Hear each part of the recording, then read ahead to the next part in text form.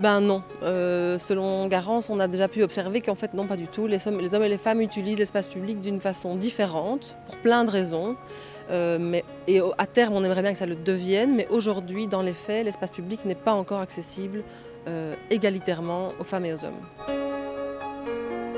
Quand on parle d'inégalité en espace public, on parle de, évidemment, charge de travail différente, puisque les femmes, encore aujourd'hui, s'occupent plus des tâches qui touchent au travail reproductif, donc le soin aux enfants ou aux personnes dépendantes, mais aussi au harcèlement sexiste dans l'espace public. Donc ça, c'est les deux gros points qu'on peut mettre en avant par rapport aux inégalités. Alors il y a beaucoup de conséquences. On peut observer que les femmes, elles ne sont pas présentes de la même manière dans les mêmes endroits, aux mêmes heures.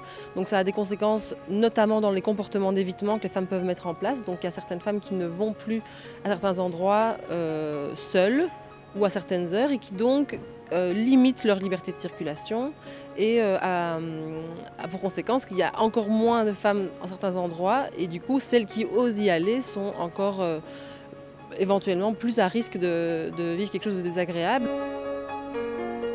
Donc pour nous, la solution idéale, qu'on utilise pour l'instant, c'est la marche exploratoire. C'est un outil d'appropriation de l'espace public par un groupe de femmes pendant 2 heures où on va venir questionner ou en tout cas observer la ville d'une façon différente de d'habitude. Et ça, selon nous, ça permet de donner la parole à celles qui ont une réalité de vie un petit peu différente des personnes qui créent les espaces aujourd'hui. Et donc ça permet en fait de donner la parole à celles qui vivent la ville d'une certaine manière et qui donc ont un certain sentiment d'insécurité, subjectif ou non, et qui sont expertes de l'utilisation de cette ville.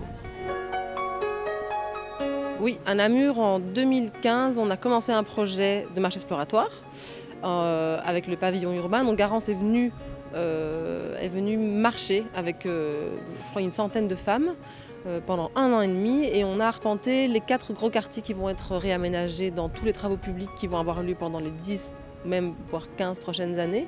Et on a récupéré toutes les recommandations qu'elles nous ont proposées en un rapport que vous pouvez trouver sur le site internet de Garance et sur le site du pavillon urbain de la ville de Namur.